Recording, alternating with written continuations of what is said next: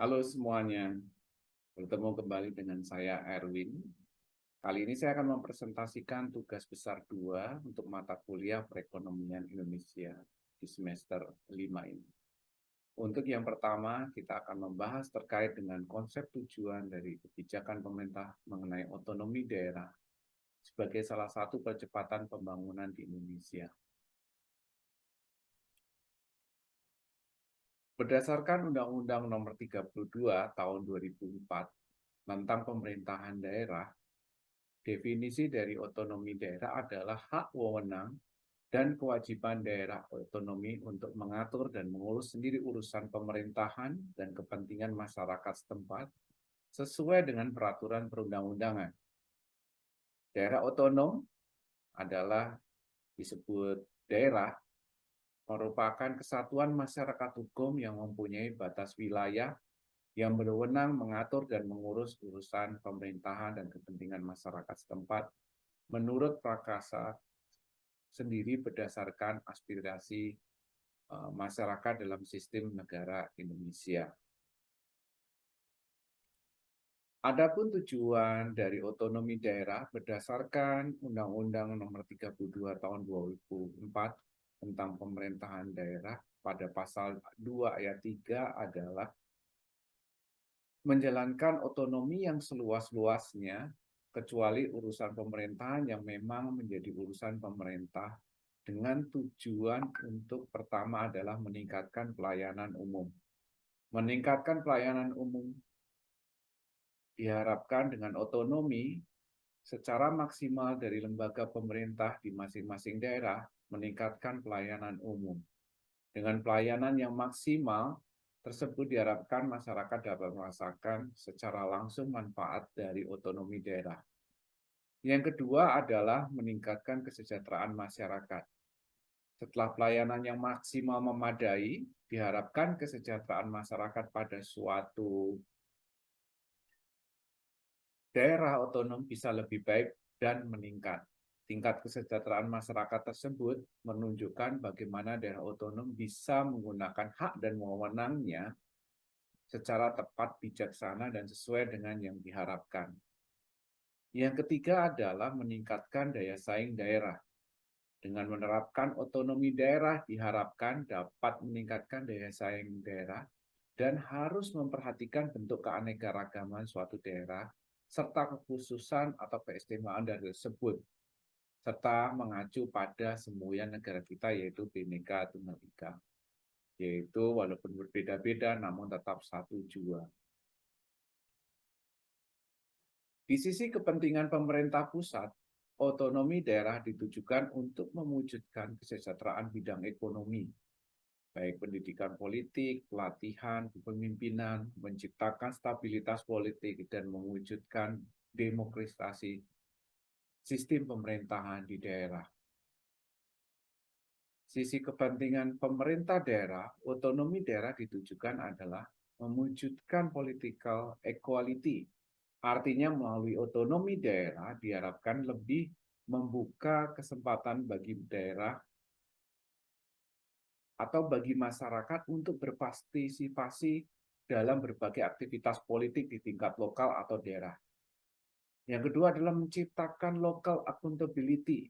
Artinya dengan otonomi daerah diharapkan mampu meningkatkan pertanggungjawaban pemerintah dalam mensejahterakan masyarakat daerah. Untuk mewujudkan local responsiveness itu salah satu tujuan yang lain. Artinya dengan otonomi daerah diharapkan akan mempermudah antisipasi terhadap berbagai masalah yang muncul dan sekaligus meningkatkan akselerasi pembangunan sosial dan ekonomi daerah.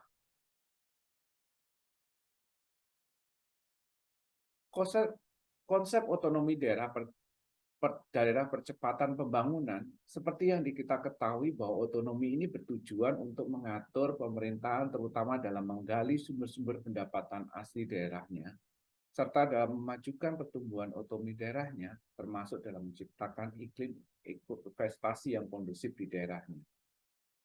Dengan kebijakan desentralisasi tersebut, daerah mempunyai wewenang dalam menciptakan iklim investasi yang kondusif.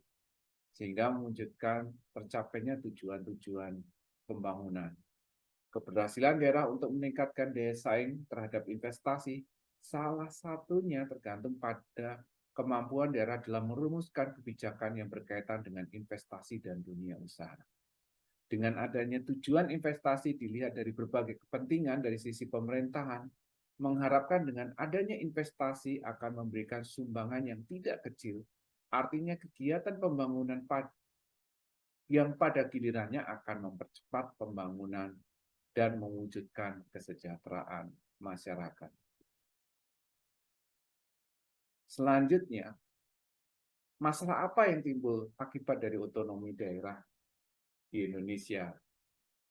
Dan apa yang menjadi solusi yang mungkin bisa diambil pemerintah dalam mengatasi permasalahan tersebut?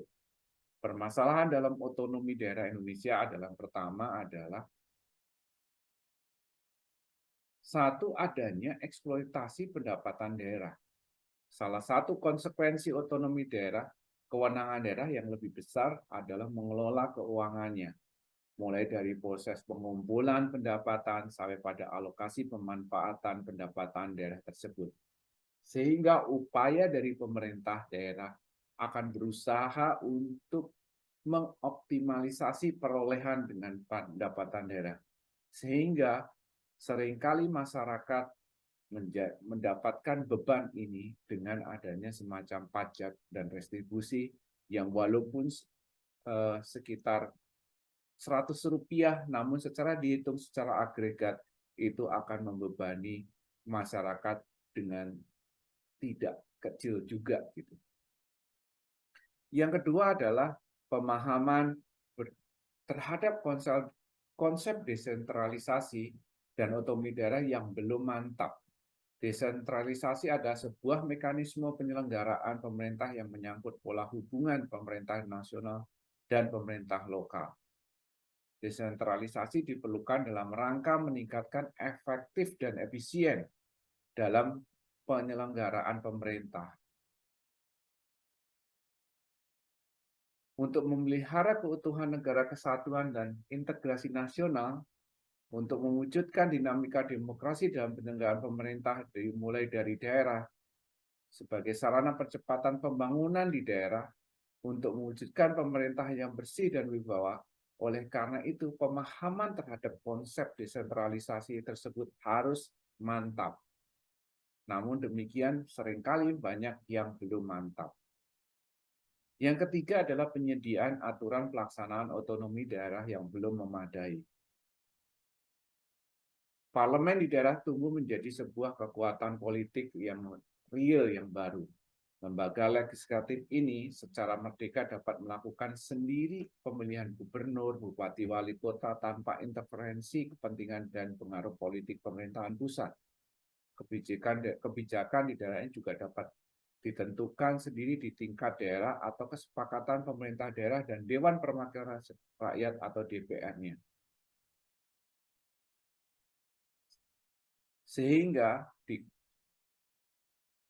terdapat dua penyebab utama dalam pelaksanaan otonomi yang belum memadai. Yang pertama adalah pemerintah pusat rupanya tak kunjung serius memberikan hak otonomi kepada pemerintah daerah. Yang kedua, desentralisasi telah menggelembungkan semangat yang tak terkendali di kalangan sebagian elit di daerah, sehingga memunculkan sentimen kedaerahannya amat kuat. Puncaknya, pemerintah daerah haruslah diduduki oleh tokoh-tokoh asli dari yang bersangkutan. Yang keempat adalah kondisi SDM, sumber daya manusia aparat pemerintah yang belum menunjang sepenuhnya pelaksanaan otonomi daerah. Sejak diberlakukannya otonomi daerah, sebagian pemerintah daerah bisa melaksanakan amanat konstitusi peningkatan taraf hidup rakyat, menyejahterakan rakyat, dan mencerdaskan rakyat. Namun penting posisi manusia pelaksana ini karena kurang manusia merupakan unsur yang dinamis dalam organisasi yang bertindak berfungsi sebagai subjek penggerak roda pemerintahan. Yang kelima adalah korupsi dari daerah. Fenomena lain yang sejak lama menjadi kekhawatiran banyak kalangan berkaitan dengan implementasi dari otonomi daerah adalah bergesernya praktek korupsi dari pusat ke daerah. Sebagai contoh, sinyalemen kita menjadi semakin beralasan terbukti dengan adanya seperti pejabat publik yang masih mempunyai kebiasaan menghambur-hamburkan uang rakyat untuk piknik ke luar negeri dengan alasan studi banding. Yang keenam adalah adanya potensi munculnya konflik antar daerah. Ada gejala yang kuat dalam pelaksanaan otonomi daerah, yaitu konflik horizontal yang terjadi antar pemerintah provinsi dengan pemerintah kabupaten kota sebagai akibat dari penekanan Undang-Undang Nomor 22 Tahun 1999 yang menekankan bahwa tidak ada hubungan hierarkis antara pemerintah provinsi dengan pemerintah kabupaten kota, sehingga pemerintahan kabupaten atau kota menganggap kedudukannya sama dan tidak taat kepada pemerintahan provinsi. Dengan adanya pelaksanaan otonomi daerah, muncul gejala etnosentrisme atau fenomena primordial kedaerahan semakin kuat. Ini adalah menjadi permasalahan dalam otonomi daerah di Indonesia. Adapun solusi yang untuk keluar dari masalah yang disebutkan tadi tanpa harus mengembalikan kepada sentralisasi, jika pemerintah dan masyarakat bersinergi mengatasi masalah tersebut, pasti kesejahteraan masyarakat segera terwujud. Yaitu yang pertama, membuat master plan pembangunan nasional untuk membuat sinergi pembangunan di daerah agar menjadi landasan pembangunan di daerah dan membuat pemerataan pembangunan antar daerah. Yang kedua, memperkuat peranan daerah untuk meningkatkan rasa nasionalisme dengan mengadakan kegiatan menanamkan nasionalisme seperti kewajiban mengibarkan bendera merah putih dan sebagainya. Yang ketiga adalah melakukan pembatasan anggaran kampanye, karena menurut penelitian korupsi yang dilakukan kepala daerah akibat pemilihan berbiaya tinggi membuat kepala daerah melakukan korupsi. Yang keempat adalah melakukan pengawasan Perda agar sinergis dan tidak menyimpang dalam peraturan di atas yang lebih tinggi. Melarang anggota keluarga kepala daerah untuk maju dalam pemerintahan daerah untuk mencegah pembentukan dinasti politik. Meningkatkan kontrol terhadap pembangunan daerah dengan memilih Mendagri yang berkapabilitas untuk mengawasi pembangunan daerah. Serta yang nggak kalah penting adalah melaksanakan good government dengan memangkas birokrasi, dengan reformasi birokrasi, mengadakan pelayanan satu pintu untuk masyarakat untuk melaksanakan kegiatan anggaran. Dan yang terakhir adalah meningkatkan pendapatan asli daerah dari sektor SDA dan pajak, serta mencari sektor lain seperti jasa dan wisata digunakan untuk mensejahterakan rakyat. Otonomi daerah merupakan bagian dalam upaya mempercepat pembangunan dengan kebijakan dari pemerintah di Indonesia memiliki peran dan usaha dalam menghadapi globalisasi ekonomi. Kehadiran globalisasi adalah sebuah keniscayaan yang tidak dapat dihindari. Seiring dengan kemajuan ilmu pengetahuan dan teknologi, menjadikan globalisasi memberikan pengaruh yang cukup besar di segala aspek kehidupan, baik pengaruh positif maupun negatif. Salah satu globalisasi adalah meningkatnya produktivitas ekonomi yang memiliki arti kita dapat memproduksi dalam jumlah yang lebih banyak dan besar ini. Usaha yang sama. Pada dasarnya setiap negara memiliki keunggulan komparatifnya masing-masing. Oleh sebab itu, langkah selanjutnya yang harus dilakukan adalah menyusun strategi guna memperkuat peran Indonesia dalam kancah global dari berbagai bidang. Salah satunya bidang yang memberikan implikasi luas terhadap perkembangan globalisasi adalah di bidang ekonomi. Apa strategi yang dapat dilakukan dalam bidang ekonomi? Yaitu yang pertama adalah peningkatan daya saing ekonomi. Melalui impres tersebut, peningkatan daya saing dapat ditingkatkan utamanya untuk mengedepankan berbagai strategi, diantaranya adalah pengembangan industri nasional yang berfokus dalam pengembangan industri dalam rangka memenuhi pasar ASEAN, mengembangkan pertanian yang fokus pada peningkatan investasi langsung di sektor pertanian dan meningkatkan akses pasar, pengembangan kelautan dan perikanan dengan fokus pada penguatan kelembagaan dan posisi kelautan dan perikanan, serta pengembangan energi yang fokus pada pengembangan subsektor ketenaga listrikan dan pengurangan penggunaan energi fosil. Yang kedua adalah peningkatan laju ekspor. Indonesia harus bekerja ekstra menjadi pelaku perdagangan produk-produk yang dihasilkan perusahaan baik kategori besar ataupun usaha mikro, kecil, dan menengah UMKM harus mampu berdaya saing. Oleh sebab itu, kualitas produk dan jasa harus dinomorsatukan agar bisa diterima di pasar global.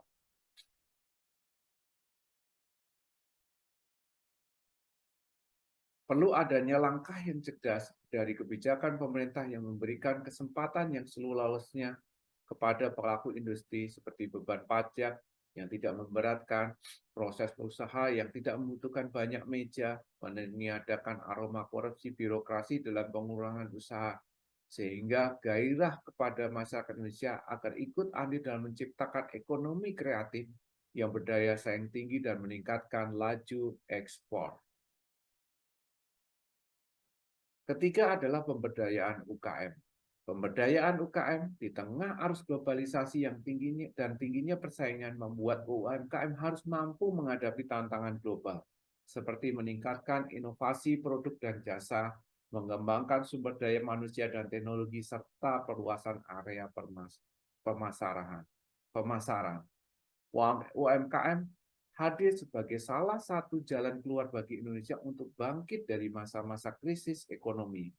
UMKM tumbuh dengan berlandaskan ekonomi domestik, sementara itu pertumbuhan sektor ekonomi Indonesia pun semakin besar didorong oleh ekonomi domestik. Melalui pasar bebas, UMKM justru tak perlu khawatir akan tergerus oleh serbuan barang impor, karena dengan nilai-nilai lokal yang diusungnya, menjadi senjata utama dalam menghadapi barang asing. Yang penting adalah selanjutnya perbaikan infrastruktur.